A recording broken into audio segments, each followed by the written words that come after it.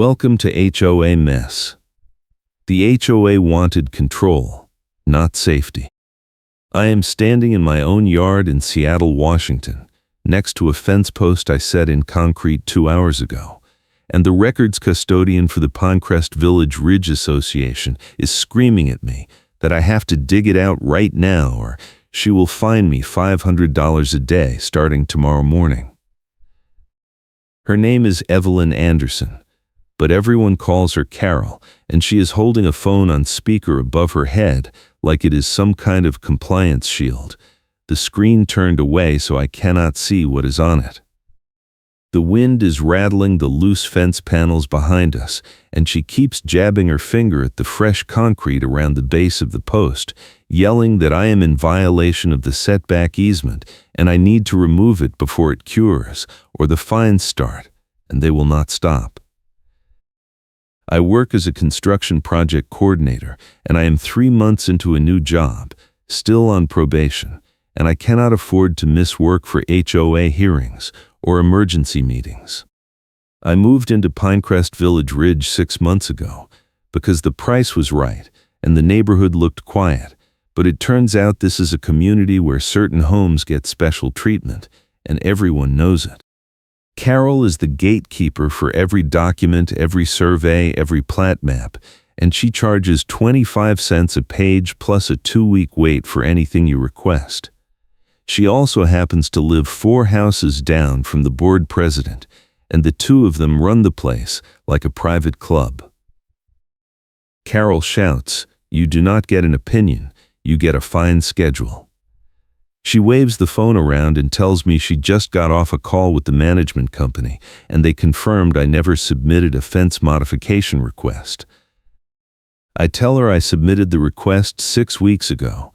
I have the email confirmation, and I followed every step in the architectural review guidelines.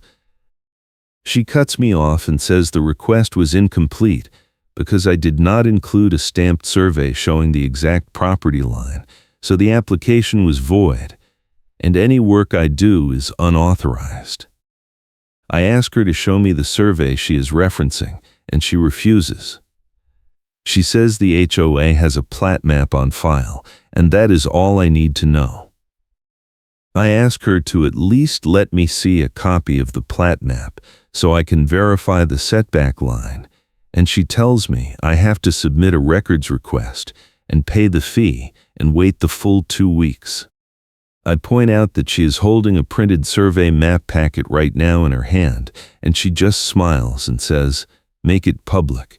I love watching people get embarrassed." The wind picks up, and one of the old fence panels behind us rattles so hard I think it is going to fall over. Carol does not even glance at it. She taps her phone screen and tells me she is starting a timer, and if the post is still in the ground at midnight tonight, she will file an emergency enforcement action, and the board will vote to fine me immediately without a hearing, because this is a safety violation, and normal rules do not apply. I stand up and take a breath. I tell her I am not digging out a post that I spent 2 hours setting correctly, just because she refuses to show me the document that supposedly proves I am wrong. She leans in close and says, "Then I will see you at the hearing, and you can explain to the board why you thought you were special." She turns and walks away, still holding the phone up like a trophy, and I watch her disappear around the corner of my house. I look down at the post, and the fresh concrete is already starting to set. I have about 4 hours before it is fully cured, and after that, digging it out will mean jackhammering or cutting the post and wasting the entire afternoon. I pull out my own phone and call my contractor, a guy named Luis who did the initial site prep last week.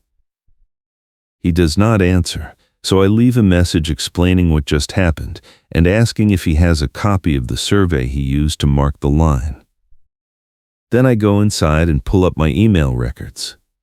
I find the original fence modification request I submitted on February 10th, complete with a site diagram and photos of the existing fence line.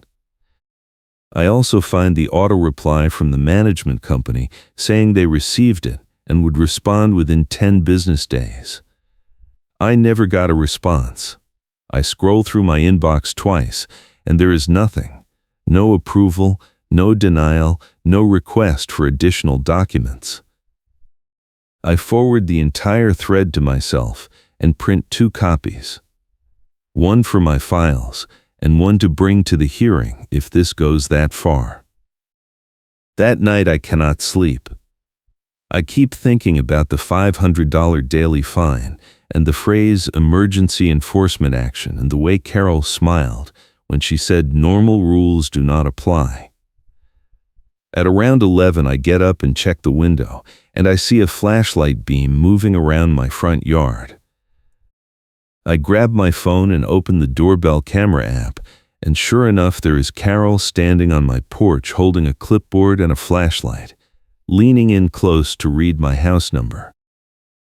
She pulls a folded notice out of her jacket pocket and tapes it to my front door, then steps back and takes a photo of the door with her phone. The timestamp on the camera says 11:42 at night. I save the clip immediately and send it to my phone. Then I open the front door and Carol is already halfway down the driveway. I call out and ask her what she is doing, and she turns around and shouts that she is delivering a formal notice of violation, and the HOA has the right to post notices at any time. I tell her it is almost midnight, and she says the notice is dated today, so it had to be delivered today. She gets in her car and drives off before I can say anything else. I pull the notice off the door and unfold it.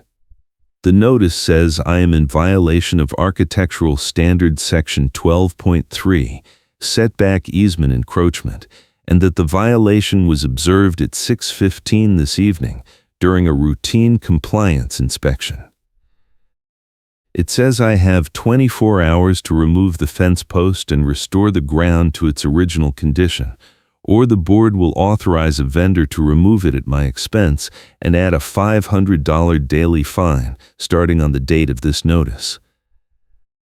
At the bottom there is a line that says failure to comply will result in a lien on the property and possible legal action. The next morning I wake up at 5:30 because I have to be at a job site in Tacoma by 7, and I cannot be late. I am on probation at work, and my supervisor already told me he is watching my punctuality.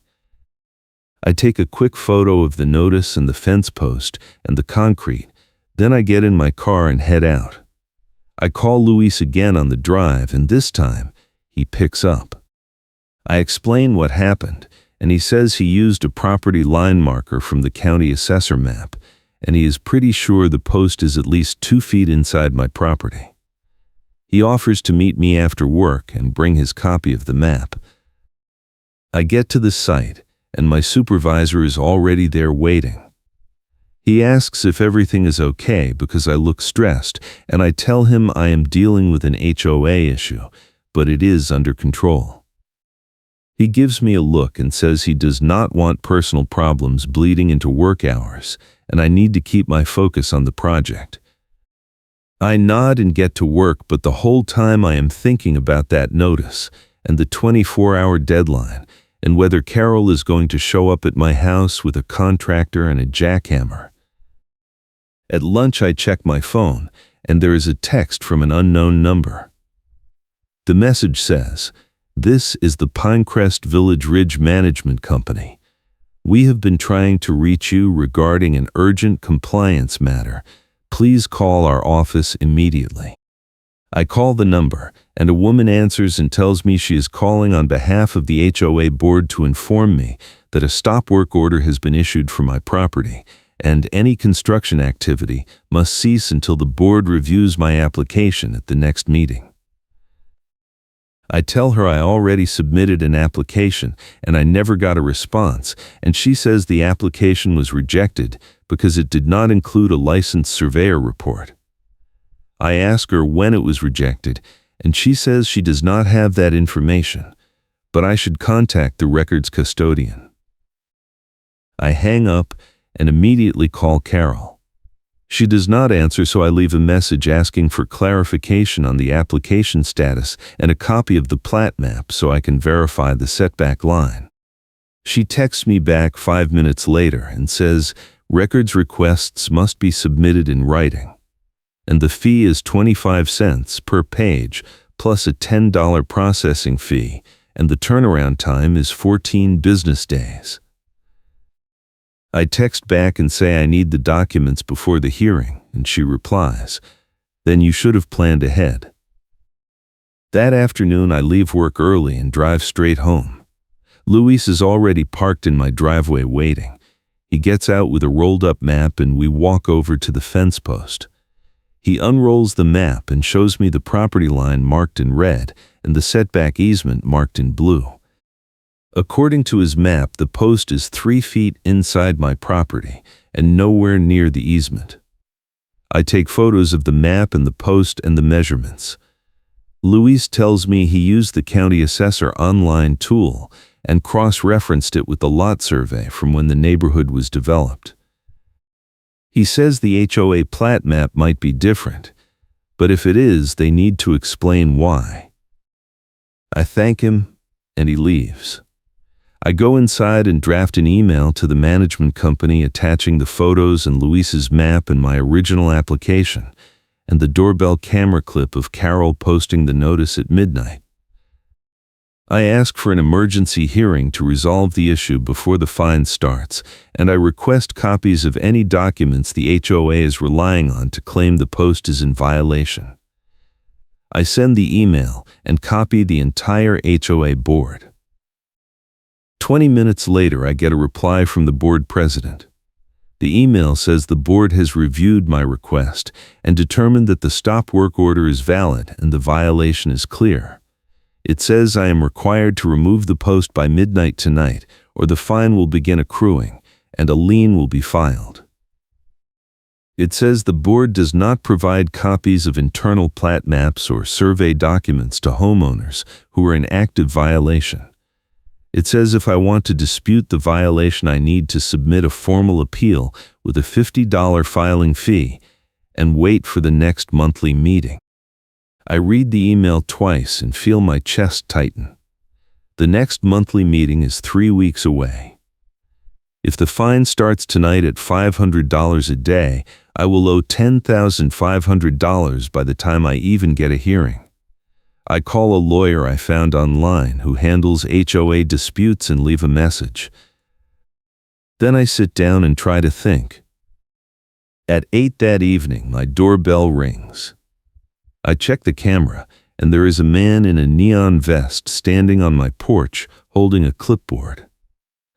I open the door and he introduces himself as a contractor hired by the HOA to remove the fence post and restore the ground. He hands me an invoice that says I will be billed $1,200 for labor, materials, and disposal, plus $500 for the first day of fines. I ask him who authorized this, and he says the HOA management company sent him a work order this afternoon. I tell him I am disputing the violation, and he needs to leave, and he says he is just doing his job, and if I refuse access, he will call the police and report me for obstruction. I close the door and call the management company. No one answers. I call the board president and it goes straight to voicemail. I call Carol and she picks up on the second ring. I tell her there is a contractor on my porch trying to remove my fence post, and she says, "Good, then you will not have to worry about the fine anymore." I ask her who authorized it, and she says the board voted in an emergency session this afternoon and approved immediate remediation. I tell her I was never notified of the meeting, and she says emergency sessions do not require notice under the bylaws. I hang up and go back outside. The contractor is standing next to the post with a shovel. I tell him I am not giving him permission to access my property, and if he touches that post, I will call the police myself. He looks uncomfortable and says he is going to call his dispatcher. He steps away and makes a call, and I can hear him explaining the situation. After a minute, he comes back and says his dispatcher told him to leave, and they will sort it out with the HOA tomorrow. He gets in his truck and drives off. I go inside and check my email again. There is a new message from the lawyer I called earlier. He says he reviewed my situation, and it sounds like the HOA is violating the Washington Homeowners Association Act by denying me access to records and holding an emergency meeting without proper notice. He says he can represent me, but his retainer is $3,000, and HOA cases can drag on for months. I stare at the number and feel my stomach drop. I cannot afford that right now, not on top of the fine and the contractor invoice and the risk of missing work. That night I lie in bed and try to figure out what to do. I keep thinking about the way Carol smiled when she said make it public. I love watching people get embarrassed. I keep thinking about the doorbell camera clip and the midnight notice and the emergency meeting I was never told about. And I keep thinking about the phrase normal rules do not apply. If the HOA can change the rules whenever they want, and I have no way to see the documents they are using to justify it, then I have no way to win. The next morning I wake up and check my email, and there is a message from the management company with the subject line final notice. The email says the stop work order remains in effect. The fine has started accruing as of midnight last night, and if I do not remove the fence post within 48 hours, the HOA will proceed with forced removal and file a lien on my property. The email also says my gate access code has been suspended pending resolution of the violation. I try my gate code that afternoon when I get home from work, and it does not work. The keypad beeps twice and flashes red. I have to park on the street and walk in through the pedestrian gate. When I get to my house, there is another notice taped to my front door.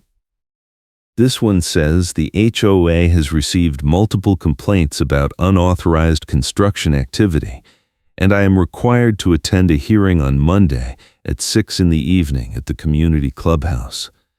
It says failure to attend will result in automatic approval of all pending fines on enforcement actions. I pull out my phone and take a photo of the notice.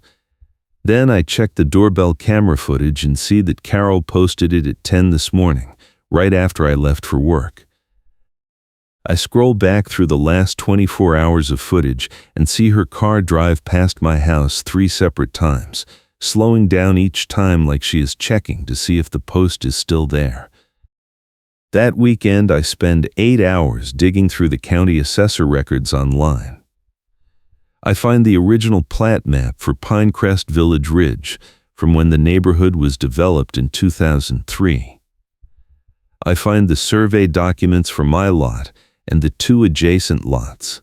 I find the easement maps and the setback diagrams. And I find a discrepancy. The plat map the county has on file shows the setback easement as 5 feet from the rear property line. The survey map Luis used shows the same thing. But according to the HOA architectural guidelines, the setback is supposed to be 8 feet. I print everything and put it in a folder. Then I draft a timeline of events starting with my original application on February 10th and ending with the gate access suspension yesterday. I include screenshots of every email, every text, every notice, and the doorbell camera clip of Carol posting the midnight violation. I make 3 copies, one for me, one for the board, and one for the lawyer in case I need to escalate. Monday evening I show up at the clubhouse at 5:45. The parking lot is almost empty. I go inside, and the meeting room is set up with a long table at the front and folding chairs in rows facing it. Carol is already there, sitting at the table with a stack of file folders in front of her. She looks up when I walk in and does not say anything. I sit down in the second row and put my folder on the chair next to me. At 6, the board president walks in with 2 other board members. They sit down at the table, and the president calls the meeting to order. He says this is an emergency hearing regarding a violation at my property, and I will have 5 minutes to present my case, and then the board will vote. I raise my hand and ask if I can see the documents the HOA is using to support the violation, and the president says the board does not disclose internal records during active enforcement proceedings. Carol opens one of her file folders and pulls out a printed plat map page. She holds it up so the board can see it, but keeps it angled away from me. She says the map clearly shows the setback easement, and my fence post is in violation by at least 3 feet. I stand up and say I have a copy of the county plat map and it shows the setback is 5 feet, not 8, and my post is well within the legal boundary. The president cuts me off and says the county map is not relevant because the HOA has its own recorded plat that supersedes it. I ask to see the HOA plat, and Carol shakes her head and says I need to submit a records request. I tell her I already submitted a request and she has not responded. She smiles and says the request is still being processed and the fee has not been paid. I pull out my folder and start to open it, and the president tells me my 5 minutes are up, and the board needs to deliberate. I sit down, and the board members lean in and whisper to each other for about 30 seconds. Then the president sits up and says the board has voted to uphold the violation, and the fine will continue accruing at $500 per day until the post is removed. He says the stop work order will remain in effect, and my gate access will stay suspended until I am current on all fines and fees. He says the contractor will return tomorrow morning to remove the post, and I will be billed for the cost, plus an additional $500 administrative fee. I stand up again and say I am formally disputing the violation, and I have evidence that the HOA is using an incorrect setback measurement. The president says I can file an appeal, but I need to pay the $50 fee and wait for the next monthly meeting. I ask when that is, and he says 3 weeks from today. I do the math in my head and realize that by the time I get another hearing, I will owe over $10,000 in fines, plus the contractor cost, plus the administrative fee. Carol leans forward and says, "You do not get an opinion, you get a fine schedule."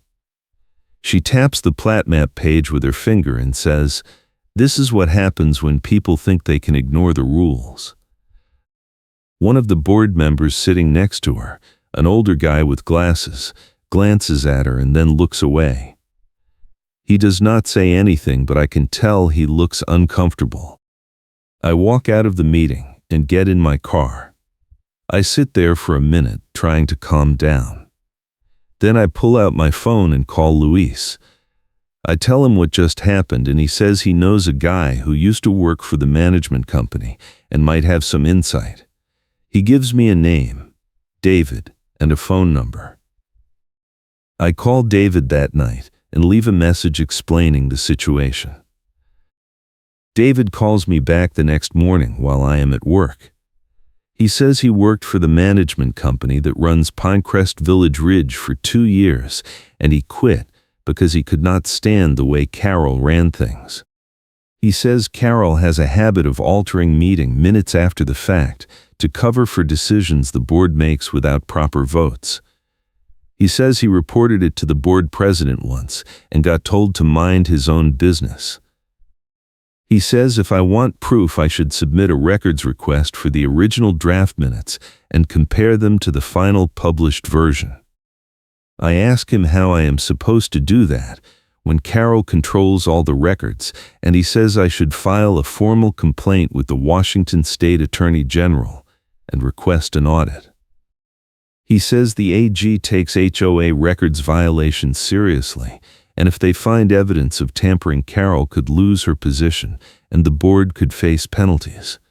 He also tells me to get a lawyer because the HOA is going to fight me every step of the way. That afternoon, the contractor shows up again. This time, he has a second guy with him, and they are carrying a jackhammer and a wheelbarrow. I go outside and tell them I am still disputing the violation, and they do not have permission to access my property. The contractor says he has a signed work order from the HOA, and if I interfere, he will call the police. I pull out my phone and start recording. The contractor looks at the camera and hesitates. He calls his dispatcher again, and this time I can hear the dispatcher telling him to wait. The contractor puts the jackhammer down and stands there looking annoyed. A minute later, a police cruiser pulls up and 2 officers get out. One of them walks over and asks what is going on. The contractor explains that he has a work order to remove a fence post, and I am refusing to let him do it. I explain that I am disputing the HOA violation, and I have evidence that the post is on my property and not in violation of any easement. The officer asks to see the work order, and the contractor hands it over. The officer reads it and then asks to see my evidence. I show him the county plat map and the survey Luis gave me and the timeline I put together. The officer looks at everything and then tells the contractor he cannot proceed without my permission because this is a civil dispute between me and the HOA. The contractor argues and says the work order gives him the authority, but the officer shakes his head and says the work order does not override property rights. He tells the contractor to leave, and the contractor gets in his truck and drives off, clearly frustrated. The officer tells me I should get a lawyer and file a formal complaint with the HOA because this is clearly escalating. I thank him, and he leaves. I go inside and sit down and try to think. The contractor is gone, but I know he will be back. The HOA is not going to stop. Carol is not going to stop. And I am running out of time. That night I get an email from the management company saying my account is now in arrears for $3,000 in fines and fees, and if I do not pay within 7 days, the HOA will file a lien on my property. I forward the email to David and ask him if he has any other advice. He replies and says I should request a copy of the board meeting minutes from the emergency session where they voted to approve the contractor and the fine. He says if the minutes were altered, I will be able to tell because the timestamps and the language will not match. I submit a records request the next morning. I email Carol directly and ask for a copy of the minutes from the emergency board meeting held last week. She replies 2 hours later and says the fee is 25 cents per page plus $10 processing, and the turnaround is 14 business days. I reply and say this is an urgent matter and I need the records immediately. She does not respond. If you are enjoying this story, please hit the like button and subscribe for more HOA nightmare tales. A week goes by and I hear nothing. My gate access is still suspended. The fine is still accruing. I am now supposedly over $6,000 in the hole, and I have not been able to get a single document from the HOA to verify any of it. I call the lawyer again, and he says he can file an emergency motion to stop the fines, but it will cost me the $3,000 retainer plus court fees. I tell him I need a day to think about it. That Friday I get home from work, and there is a tow truck parked in front of my house. The driver is standing next to my car with a clipboard, and he is on the phone with someone. I walk over and ask him what he is doing, and he says the HOA called in a tow for an unregistered vehicle parked in a no parking zone. I tell him my car is registered and it is parked in my own driveway, and he shows me the work order. The work order says the vehicle is abandoned and the HOA has authorized removal. I pull out my phone and call Carol. She answers and I ask her why she is trying to tow my car, and she says the HOA received a complaint that I have been parking on the street because my gate access is suspended and street parking is only allowed for guests. I tell her my car is in my driveway, not on the street, and she says the driveway is technically HOA common property and I need permission to park there. I tell her that makes no sense, and she says, "You do not get an opinion, you get a fine schedule." The tow driver is still on the phone, and I can hear him talking to his dispatcher. He says something about the homeowner being present and disputing the tow, and the dispatcher tells him to hold. A minute later, Carol's voice comes through the phone on speaker, and she tells the driver the tow is authorized, and he needs to proceed. The driver looks at me, and then at his phone and says he is not comfortable towing a car when the owner is standing right there saying it is not abandoned. Carol insists the tow is authorized, and the tow driver hesitates. The tow driver tells Carol he is going to call his supervisor and hangs up. He makes another call and explains the situation. After a few minutes, he comes back and tells me his supervisor said he cannot proceed with the tow because there is a dispute, and they do not want to get involved in an HOA enforcement issue. He gets in his truck and leaves.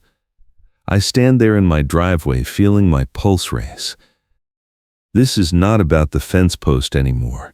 This is about Carol trying to break me. That night, I sit down and write a formal complaint to the Washington State Attorney General. I include the timeline, the emails, the doorbell camera clip, the plat maps, the tow attempt, everything. I explain that the HOA has denied me access to records, held secret meetings, suspended my gate access, and is trying to force me to pay thousands of dollars in fines for a violation I believe is false. I attach copies of every document I have. I submit the complaint online and get a confirmation email saying it will be reviewed within 10 business days. I also submit another records request, this time asking for copies of all board meeting minutes from the last 6 months, all architectural review applications from the last year, and all enforcement actions taken in the last year. I send the request to Carol and copy the entire board. Carol replies within an hour and says the total fee for the request is $475 and the turnaround is 14 business days. I reply and say I will pay the fee and I need the records as soon as possible. She does not respond. 2 days later, I get an email from the board president. The email says the board has reviewed my records request and determined that it is overly broad and burdensome, and they are denying it under the exemption for requests that would interfere with HOA operations. The email says if I want specific records, I need to narrow my request and resubmit with a detailed explanation of why I need each document. I forward the email to David and ask him if this is legal. He says the HOA is required to provide records under Washington law, and they cannot deny a request just because it is broad. He says I should file a complaint with the Department of Commerce and request an investigation. He also tells me to keep pushing because the HOA is clearly trying to run out the clock and hope I give up. That weekend, I spend another 6 hours digging through public records. I find the recorded plat map for Pinecrest Village Ridge at the county recorder office. I compare it to the map Carol showed at the hearing, and I notice something. The county map shows the setback easement as 5 feet. The map Carol held up at the hearing appeared to show 8 feet, but she never let me see it up close, and she refused to provide a copy. I also find the original CC&Rs, the covenants, conditions, and restrictions, filed when the neighborhood was developed. The setback easement is defined as 5 feet in the CC&Rs. The 8-foot rule in the architectural guidelines is not in the original governing documents. I print everything and add it to my file. Then I call the lawyer back and tell him I am ready to move forward. He says he will file a motion to stop the fines and request an emergency hearing. He also says he will subpoena the HOA records and force them to produce the documents they have been withholding. The retainer is still $3,000. I pay it. The lawyer files the motion on Monday. On Tuesday, I get a notice in the mail from the HOA saying they are filing a lien on my property for $8,500 in unpaid fines and fees.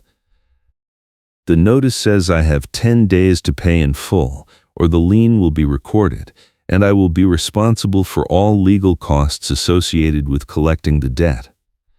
I forward the notice to my lawyer, and he says he will add it to the motion. On Wednesday, I get a call from David. He says he heard through a friend who still works at the management company that Carol has been telling people I am a problem homeowner, and the board is considering filing a lawsuit against me for harassment. I ask him if that is even possible, and he says Carol has done it before to another homeowner who fought back, and it cost them $15,000 in legal fees before the case was dismissed. He says the HOA knows most people cannot afford to fight, and they use that to their advantage.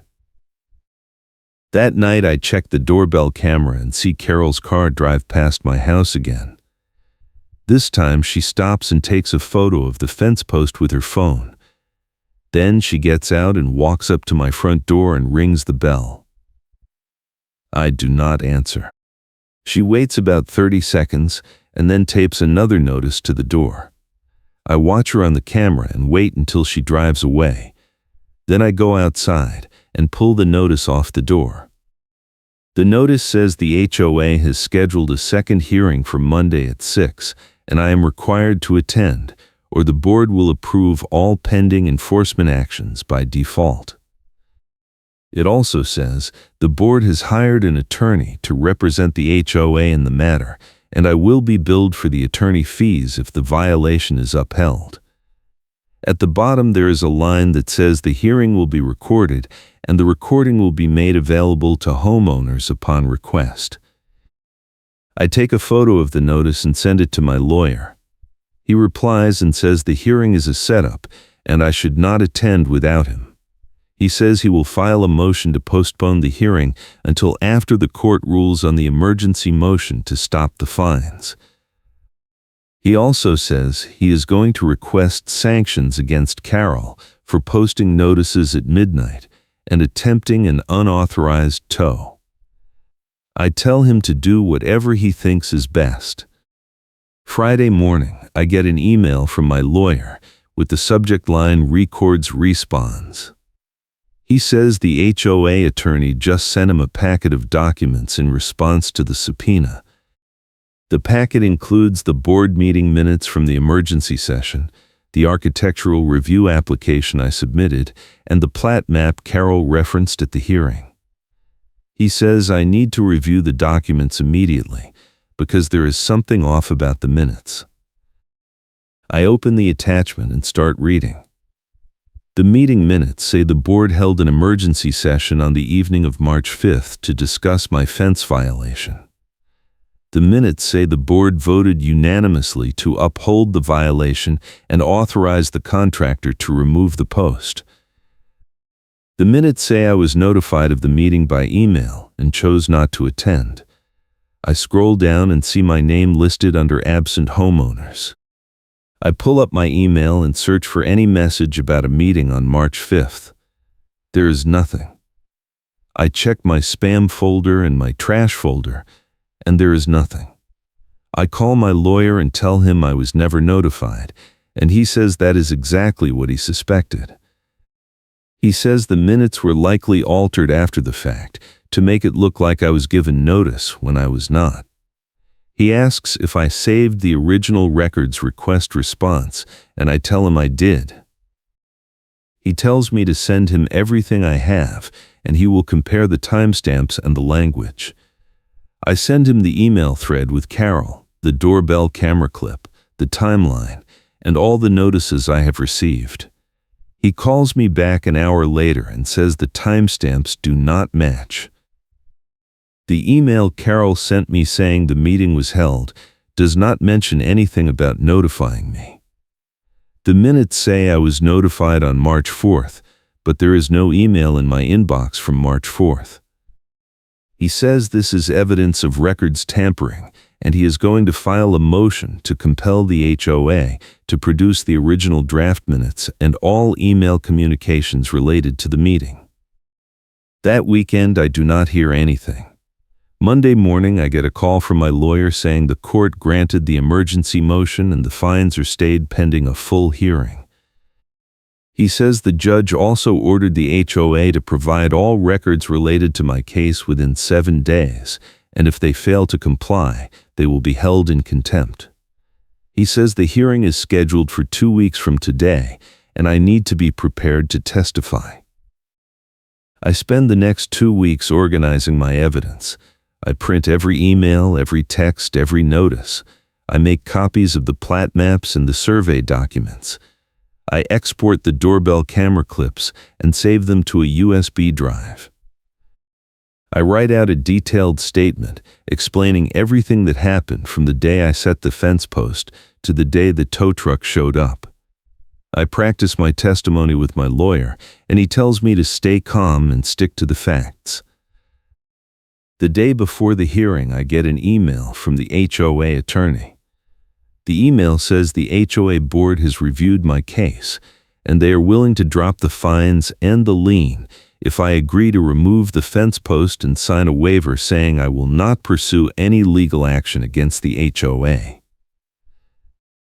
The email says this is a one-time offer, and if I do not accept it by 5 this evening, the offer is withdrawn, and the HOA will proceed with the lawsuit. I forward the email to my lawyer, and he calls me immediately. He says this is a last-minute pressure tactic, and I should not take the deal. He says the HOA knows they are going to lose, and they are trying to get me to walk away before the hearing. He says if I take the deal, I will never get the records, and I will never know for sure if Carol tampered with the minutes. He says we should go to the hearing and let the judge decide. I tell him I agree. The next morning, I show up at the courthouse at 8:30. My lawyer is already there waiting. We go inside and find the courtroom. The HOA attorney is there with Carol and the board president. Carol is wearing the same black windbreaker and white baseball cap, and she is holding a file folder. She does not look at me. The judge calls the case, and both sides present their opening statements. The HOA attorney argues that I violated the setback easement and refused to comply with the stop work order, and the board had no choice but to impose fines. My lawyer argues that the HOA denied me access to records, held secret meetings, and altered the meeting minutes to cover up the fact that I was never given proper notice. He says the fines are invalid and the HOA should be sanctioned for records tampering. The judge asks the HOA attorney to produce the original draft minutes and all email communications related to the emergency meeting. The HOA attorney hesitates and says the HOA does not keep draft minutes, and all communications were conducted verbally. My lawyer stands up and says that is not possible because the management company is required by law to keep records of all board meetings and all written communications. He asks the judge to compel the HOA to produce the records or hold them in contempt. The judge looks at the HOA attorney and asks if the HOA has any records related to the meeting. The HOA attorney says the HOA provided all available records in response to the subpoena.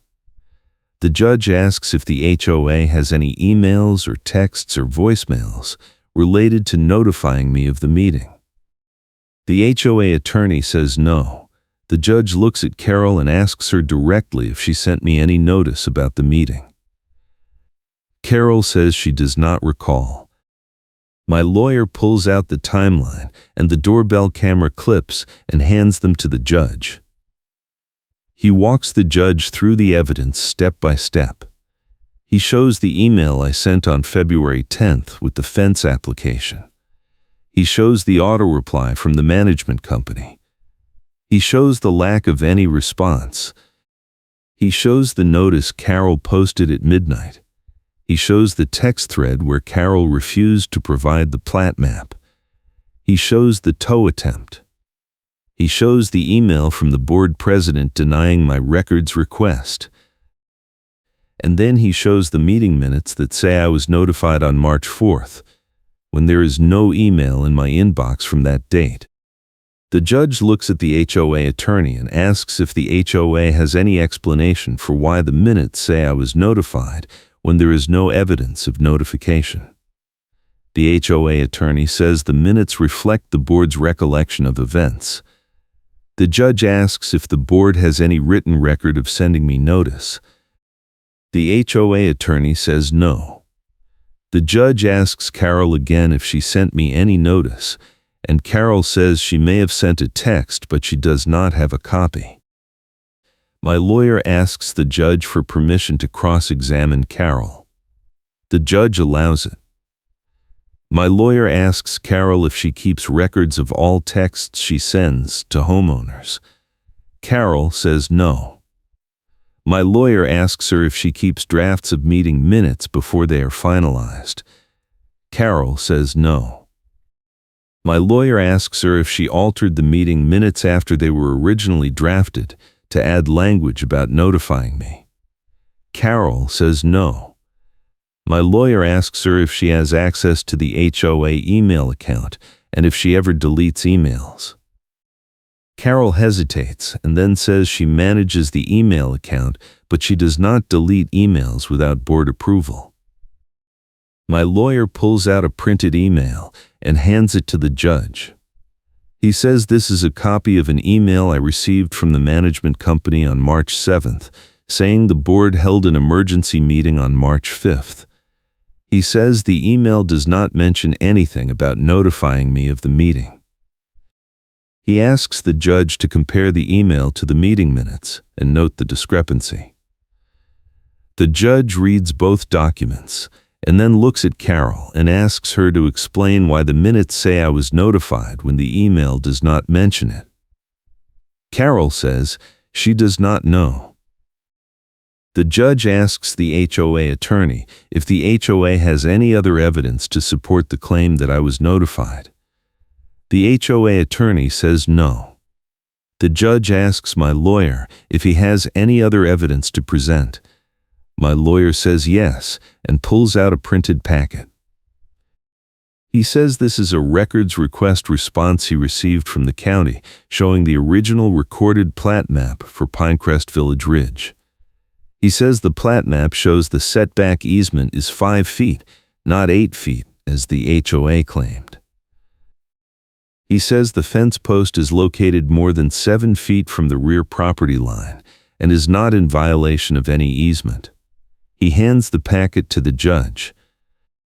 The judge reviews the plat map and then asks the HOA attorney if the HOA has a different plat map that shows an 8-foot setback.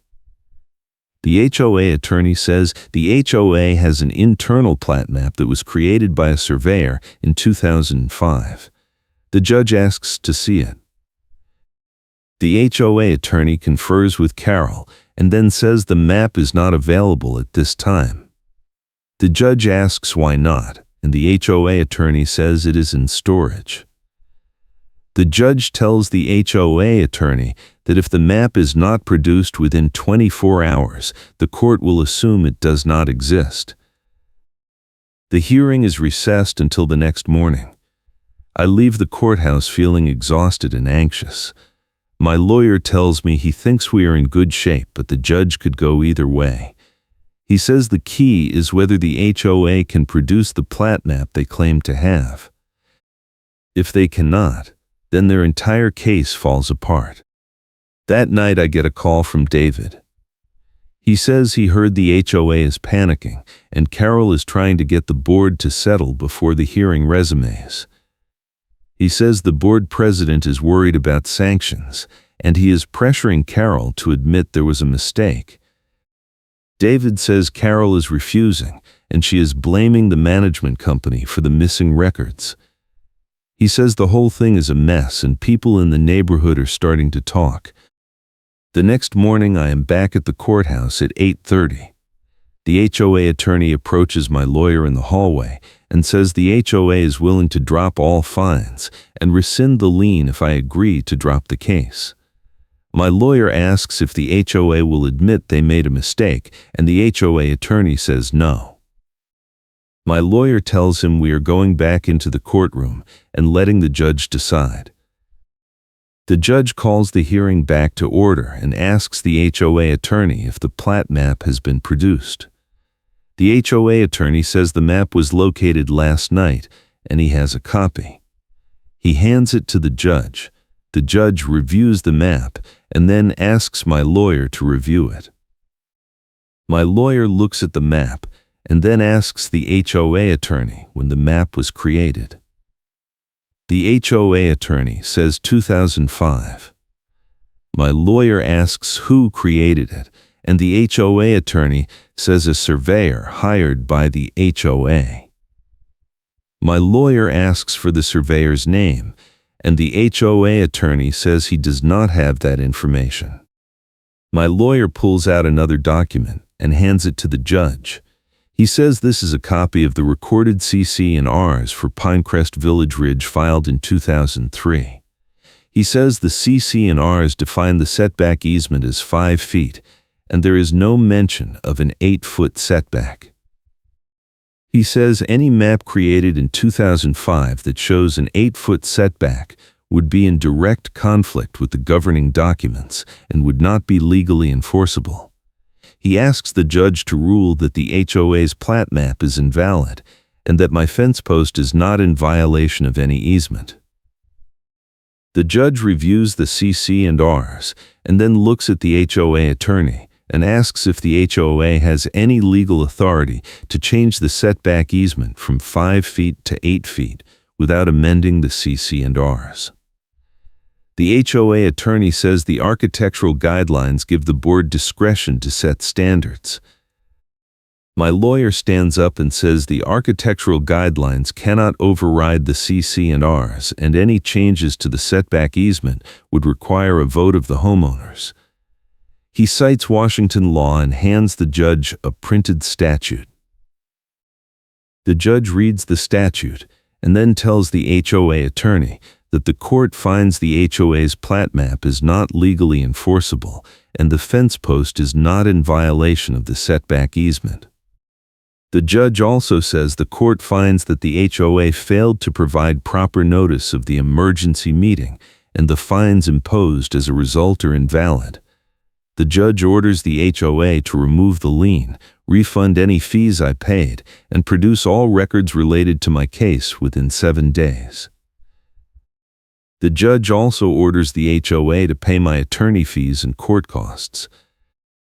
The HOA attorney asks the judge to reconsider, and the judge says the ruling is final.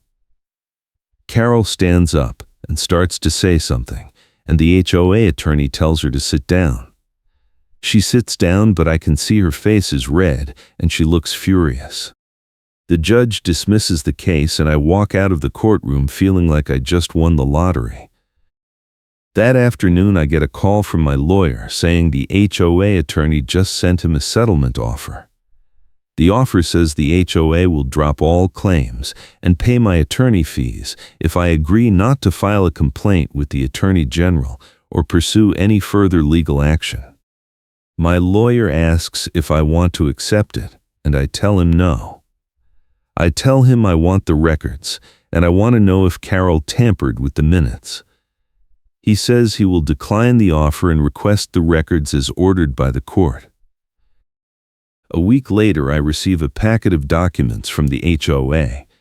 The packet includes the original draft minutes from the emergency meeting, all email communications between Carol and the board, and the internal plat map the HOA claimed to have.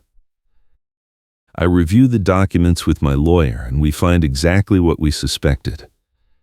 The original draft minutes do not mention anything about notifying me of the meeting.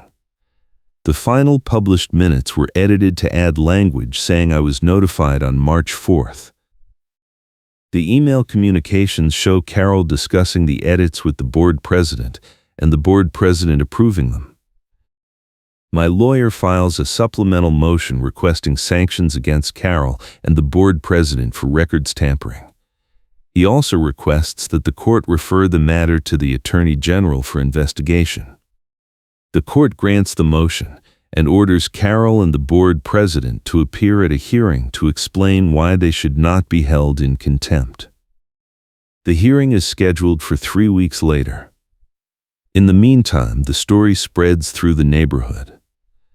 David tells me people are talking about it in the community group chat, and several homeowners are saying they had similar experiences with Carol denying records requests and holding secret meetings. One homeowner posts a copy of the court ruling in the group chat, and it gets over 100 reactions in the first hour. Someone else posts a doorbell camera clip of Carol posting a notice at their house at 11 at night, and the clip goes viral in the neighborhood. At the contempt hearing, Carol shows up with her own lawyer. The judge asks her to explain why she edited the meeting minutes to add language that was not in the original draft. Carol says she made a mistake, and she thought I had been notified when I had not. The judge asks her why she did not correct the mistake when I raised the issue at the first hearing. Carol says she did not realize the minutes were incorrect until after the hearing. The judge asks her if she has any evidence to support that claim, and she says no. The judge asks the board president to explain why he approved the edited minutes. The board president says he relied on Carol's representation that the minutes were accurate. The judge asks him if he reviewed the original draft before approving the edits. The board president says no.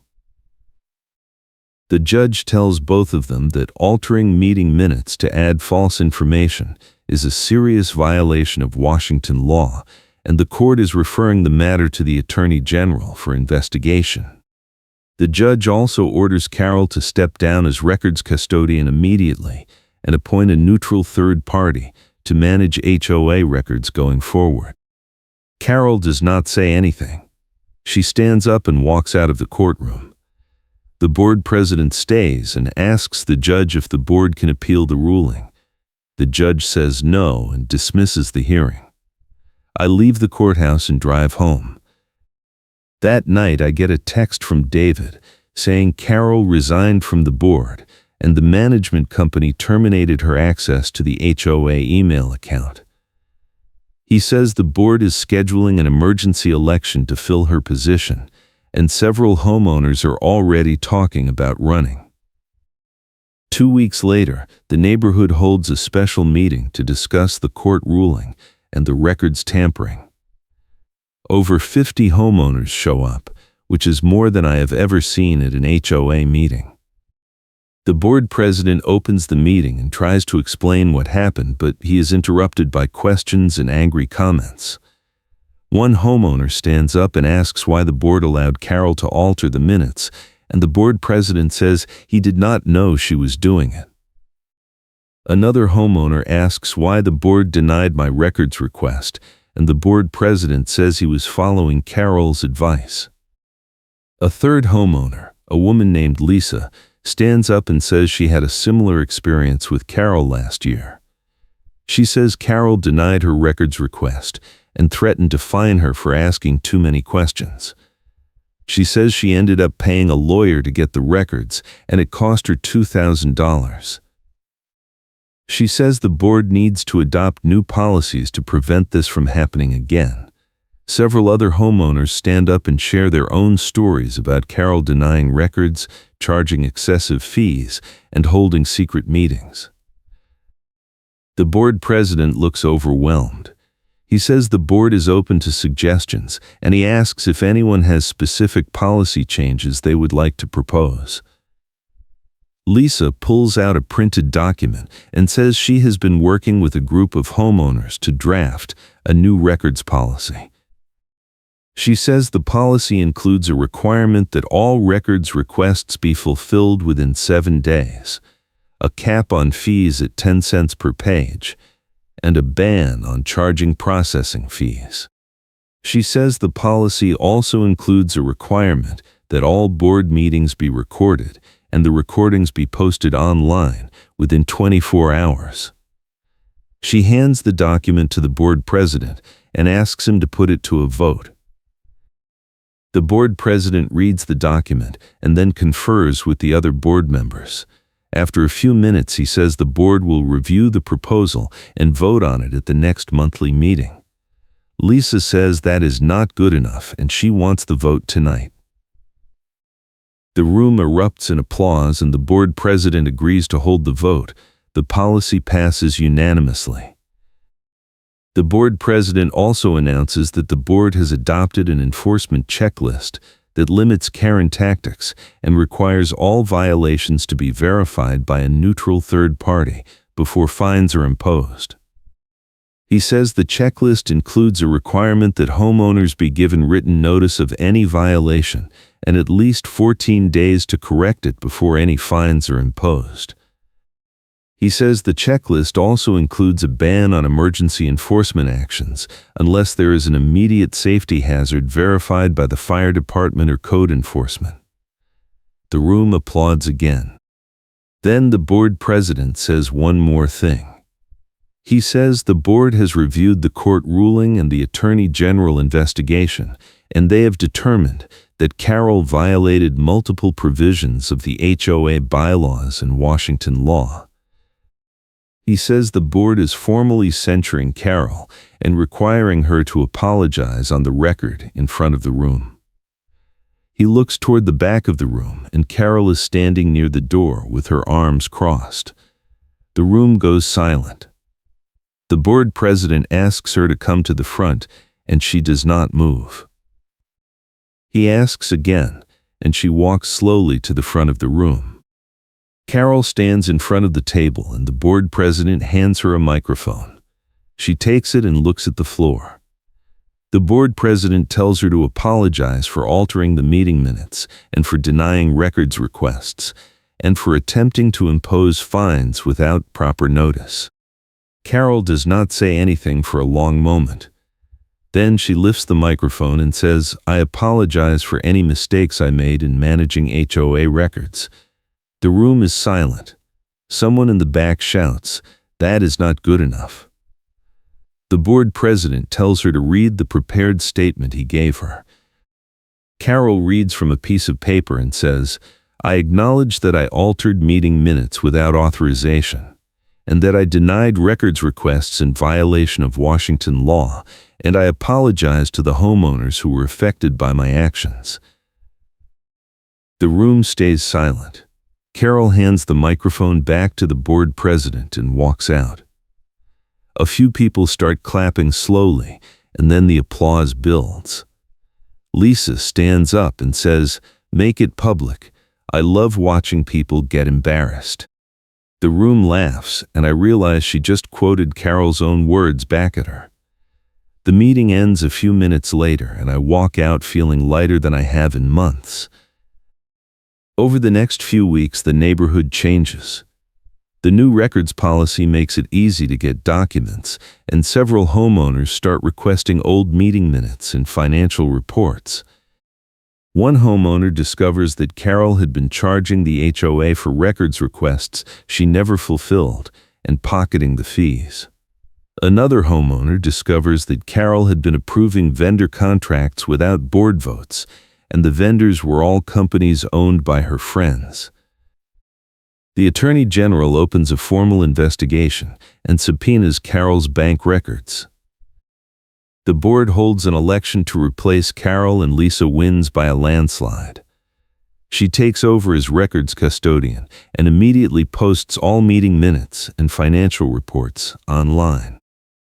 She also sets up a new system where homeowners can submit records requests through a web portal and get a response within 48 hours.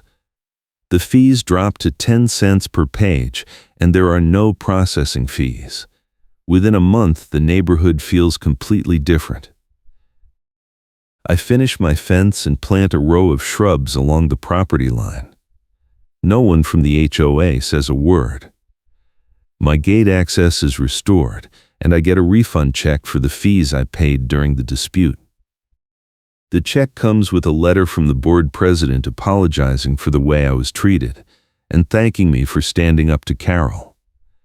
The letter says the board is committed to transparency and fairness, and they hope I will stay involved in the community.